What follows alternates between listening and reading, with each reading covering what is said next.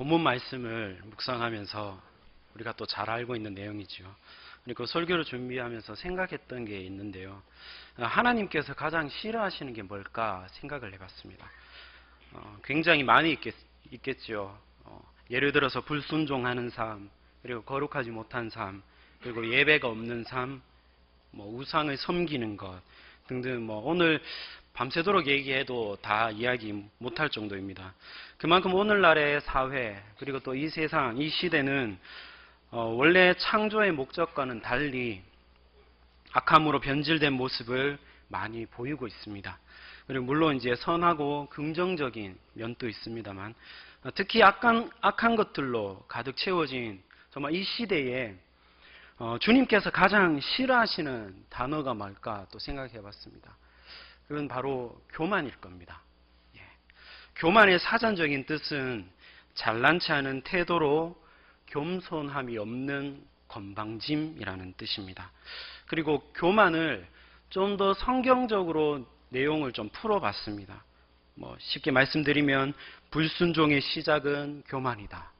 하나님을 모른다. 하나님을 저주한다. 내 삶에 주님이 없고 내가 가득 차 있다라는 것을 이렇게 많은 뜻으로 풀어낼 수 있습니다. 특히 교만이라는 이 단어를 계속 생각하면서 제 머릿속에 약간 번쩍이는 것이 있었는데요. 그것은 바로 교만은 내가 누구인지를 모른다는 겁니다.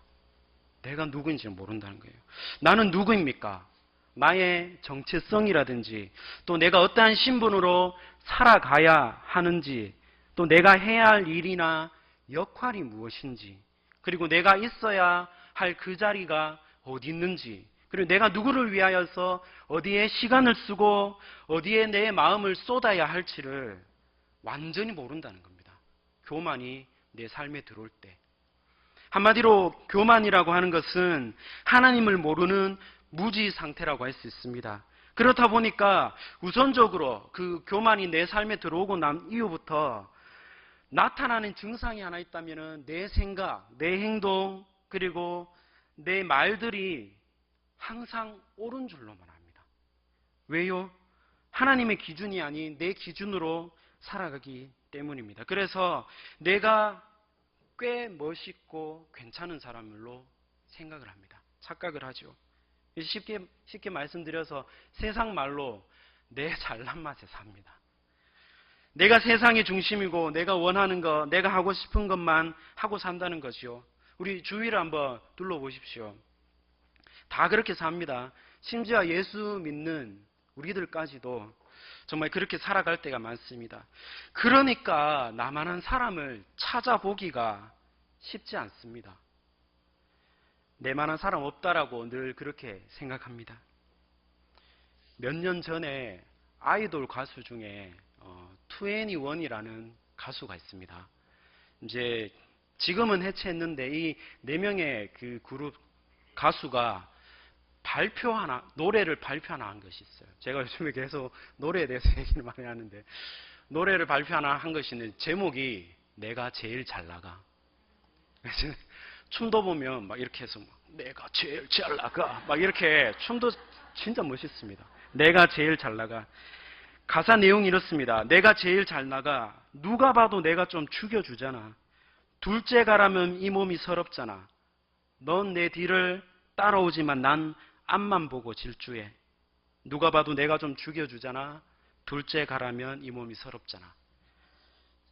이게 좀 실제로 음을 좀 이렇게 넣어서 춤을 추면서 부르면 좀 더 한번 오십시오. 개인적으로 제가 한번 불러드리겠습니다. 네. 이렇듯 요즘 노래는 그 안에 그 시대의 세계관이 많이 담겨 있습니다. 그래서 결과적으로 어떻습니까? 내가 제일 잘 나가니까 나만한 사람 찾기가 어려운 탓에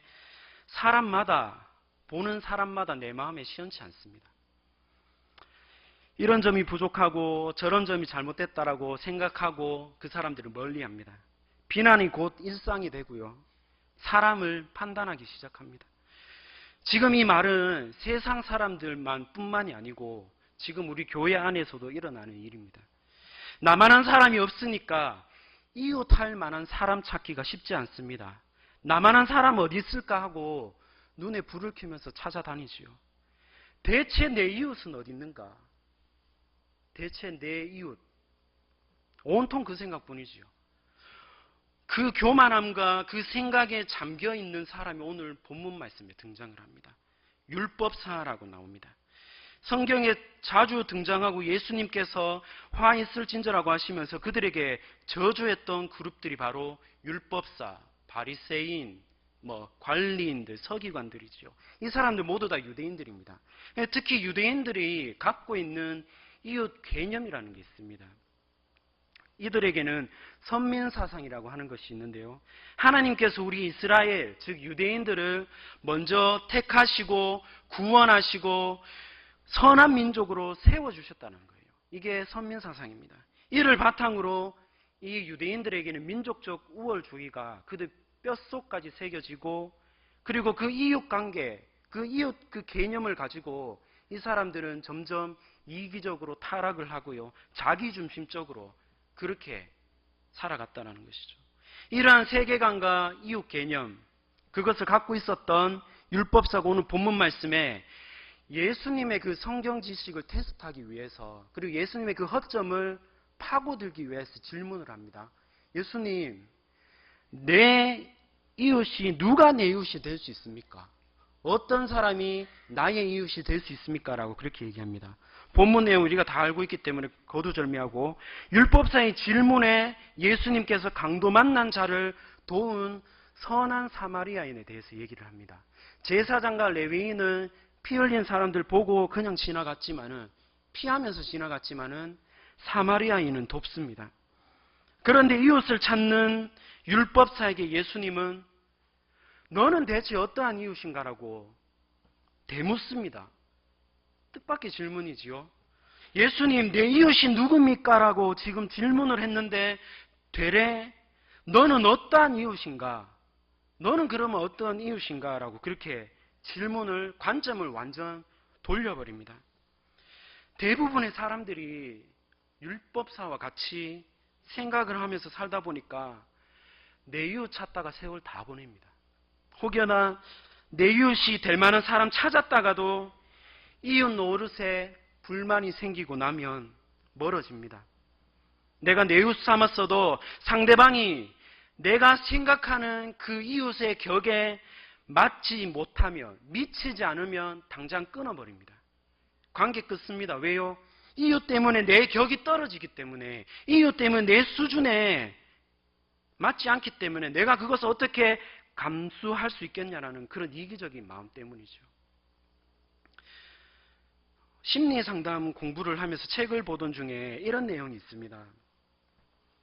리플렉트 현상이라는 게 있습니다. 리플렉트 현상. 이게 뭐냐면은, 리플렉트 이 뜻이 반사하다, 반영한다는 뜻입니다.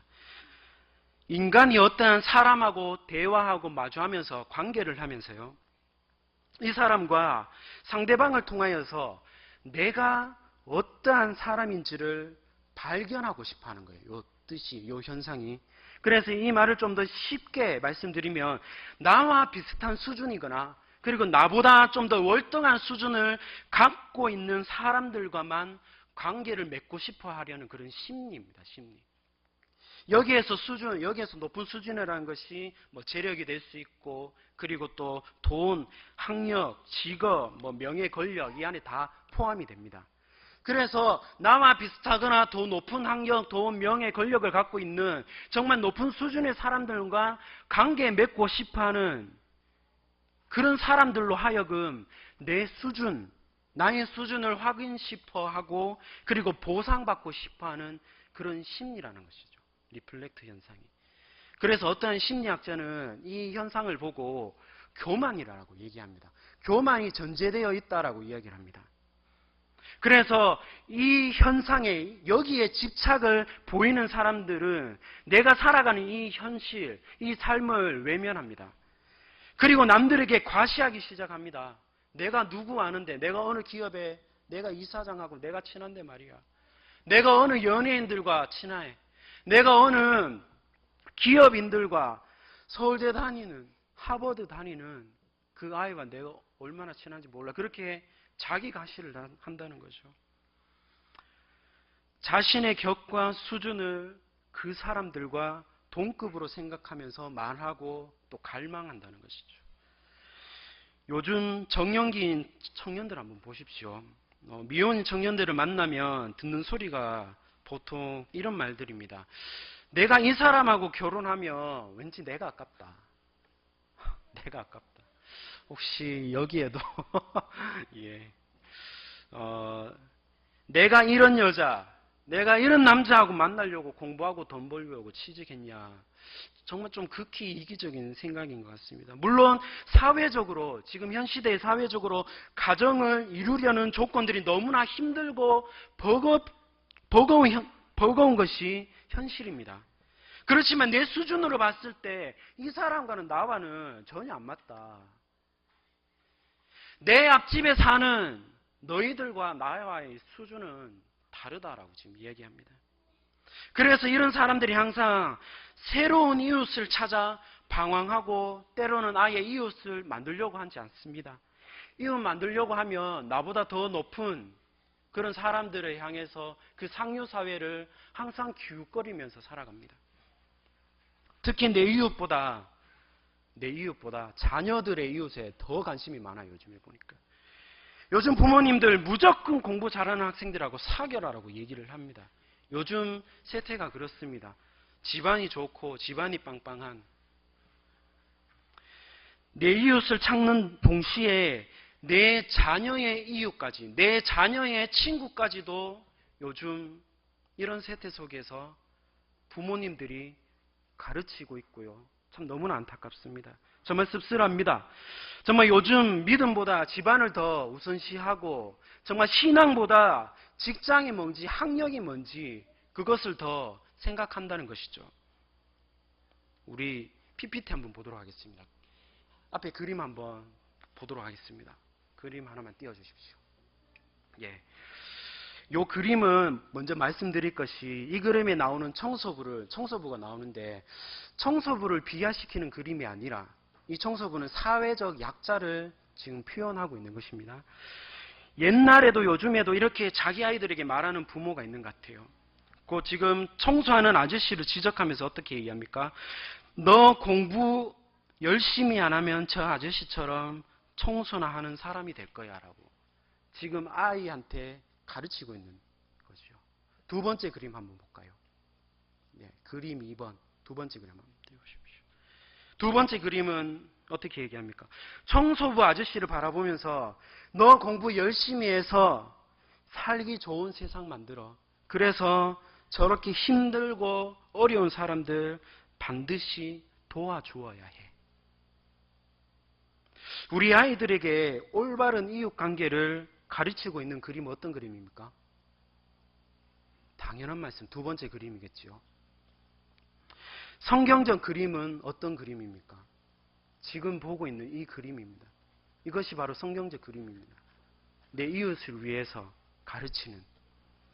예수님은 오늘 본문 말씀을 통해서 이웃 관계를 설명하는 동시에 또한 구원의 관점까지 지금 가르치고 계십니다. 내 이웃을 찾는 인생이 아니라 내가 누구의 이웃이 되어야 하는지를 깨닫는 것이 바로 구원받은 증거라고 지금 오늘 말씀에 함축적으로 이야기해 주고 있습니다. 예수님은 강도 만나 피 흘리는 자의 이웃이 되어주는 것이 그 구원의 본질임을 가르칩니다. 구원받은 사람에게 반드시 있어야 될 언행, 오늘 말씀을 통해서 일깨워 줍니다. 누가 지금 내 옆에 피 흘리고 있는 사람이 있습니까? 사경을 헤매고 있는 사람이 있습니까? 지금 당장 가서 찾아가서 함께 해 주십시오. 당장 가서 손잡아 주십시오. 당장 가서 그 눈에 흐르는 눈물 닦아 주십시오. 그것이 바로 구원받은 사람의 삶입니다. 사도 바울도 로마에 있는 모든 그리스도인들에게 로마서에서 이야기합니다. 12장 10절 말씀에 형제를 사랑하여 서로 우애하고 존경하기를 먼저 하며 15절 말씀 즐거워하는 자들과 함께 즐거워하고 우는 자들과 함께 울라. 이것이 바로 그리스도인의 생활이다라고 이야기합니다. 잠언 19장 17절의 말씀에 가난한 자를 불쌍히 여기는 것은 여호와께 꾸어드리는 것이니 그 선행을 갚아주시리라. 오늘 이 말씀을 본문 말씀 관계 묵상해 봤을 때요. 하나님의 백성은 눈을 높은 데 두지 말고 낮은 데 두어야 합니다. 높은 데 두면 더 잘 살고 싶고 더 높아지고 싶기 때문이지요.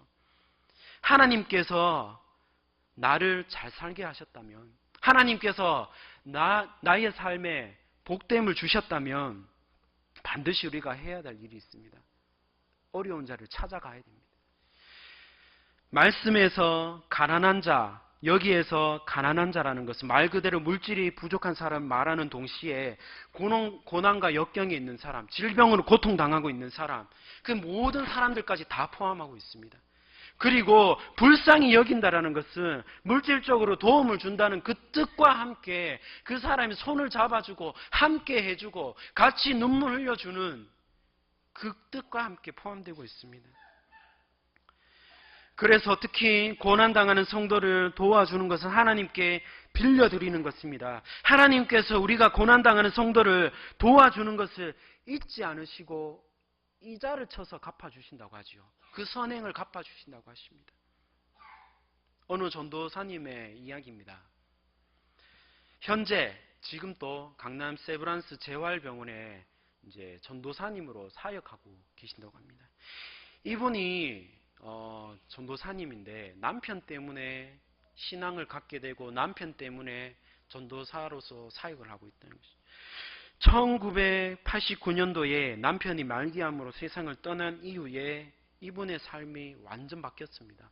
육체적으로 마음적으로 고난당하고 있는 치유가 필요한 사람들을 찾아가서 하나님의 사랑을 전하고 있는 이분인데요. 이분 남편이 암으로 아팠을 때의 일입니다. 그때 이제 이분이 거의 믿음이 없었다라고 해요. 남편은 정말 신실한데. 그래서 이제 항상 남편에게 이런 얘기를 했대요. 하나님 어딨노? 내가 하나님 없는 것 같다. 만약에 하나님 계시다면 지금 당신 병이 다 낫고 암도 치료 다 되고 우리 삶이 더 좋아져야 되는데 하나님 안 계시는 것 같다라고 얘기합니다. 그런데 항상 남편이 아내한테 얘기했대요. 그때 이제 전도사님한테 아내한테 얘기했대요.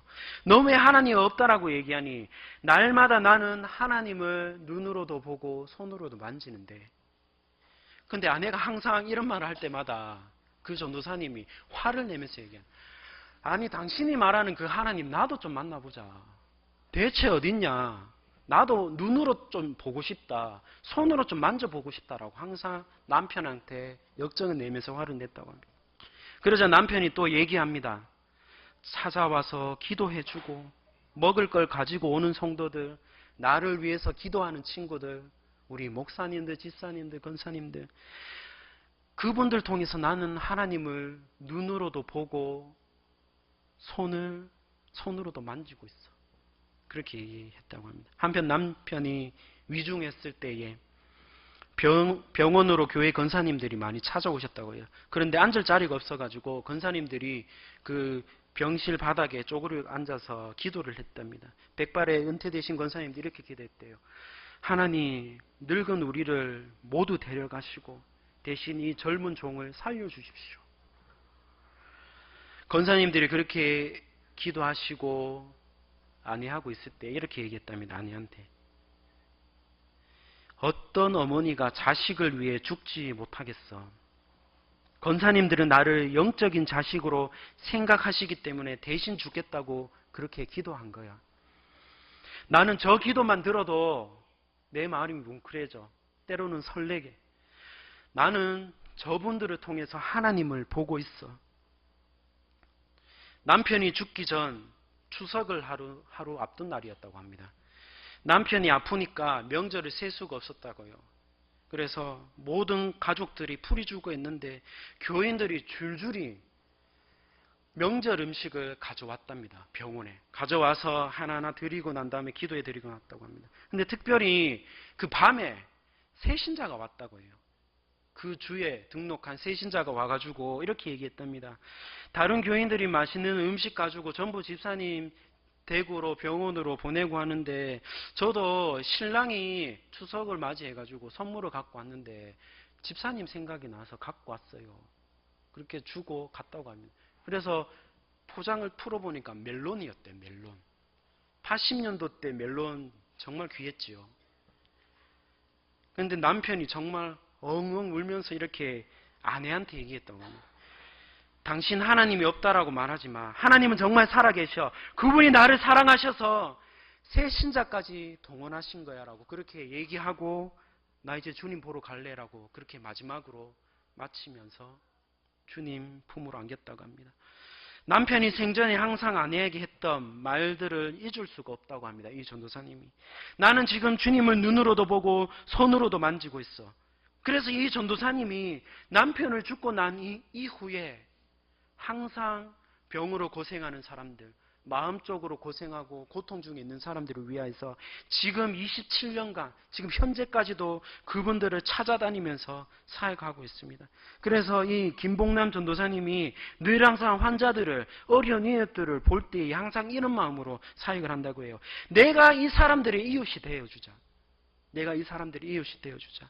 그러면 나의 작은 이 헌신과 그 섬김을 통하여서 이분들이 정말 하나님을 보지 않겠나.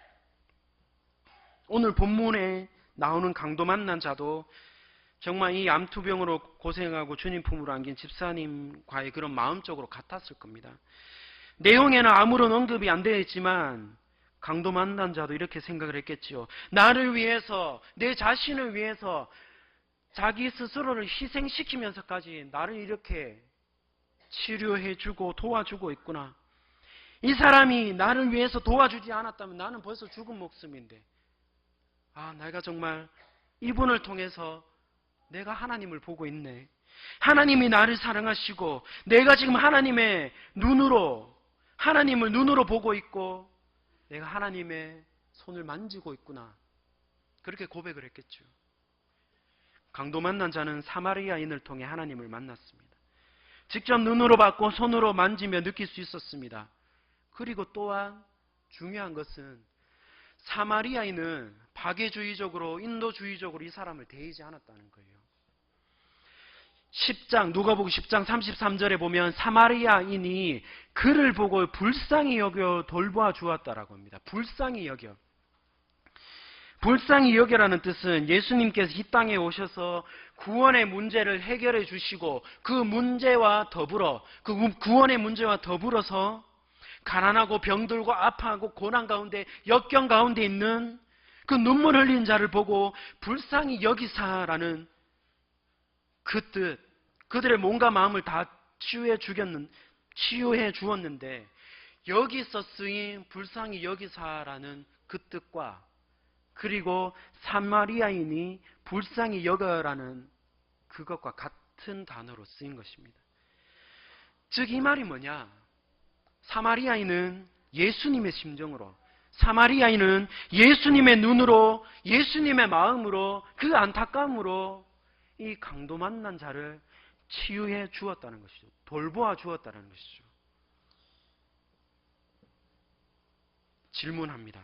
내가 지금 살아가고 있는 이 삶이 정말 교만에 차올라가지고 정말 목에 힘주면서 다니는 그런 율법사와 같은 삶을 살아가고 계십니까? 아니면 사마리아인처럼 예수님의 심정을 가지고 살아가고 있습니까? 예수님께서 율법사에게 이야기합니다. 동시에 오늘 지금 앉아 계신 우리 집사님, 권사님, 장로님들에게 얘기합니다. 너도 이와 같이 하라. 너도 사마리아인처럼 나의 심장을 가지고 다른 사람들의 진정한 이웃이 되어 주어라라고 이야기합니다. 요즘 죽어가는 언어가 있습니다. 사어라고 하지요. 우리 입에서 사라지고 있는 말이 있습니다. 단어가 있습니다. 이웃사촌. 이 단어 우리 입에서 나온 지 언제였습니까? 친척보다 더 가깝다고 했던 이웃사촌 점점 사라지고 있습니다. 오늘날 이 시대에. 그렇지만 우리가 먼저 실천했으면 좋겠습니다. 우리는 지금 주님 안에서 한 가족, 한 이웃입니다.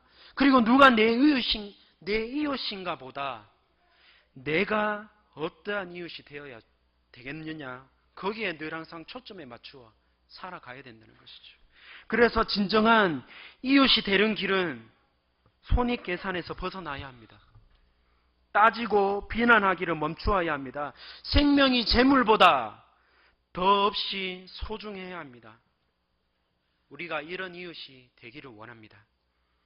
이 세상을 천국의 모형으로 만들기 위한 첫 조건으로 정말 사랑이 가득한 이웃이 먼저 되어줍시다.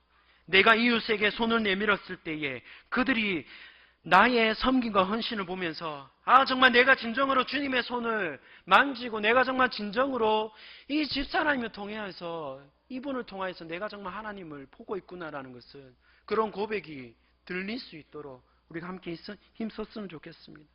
그럴 때에 이 세상은 정말 아름답고 정말 깨끗하며 주의 은혜와 사랑으로 굳건히 세워지는 정말 살기 좋은 나라가 될 줄 믿습니다. 그렇게 되기를 소망합니다. 기도하겠습니다. 하나님 아버지,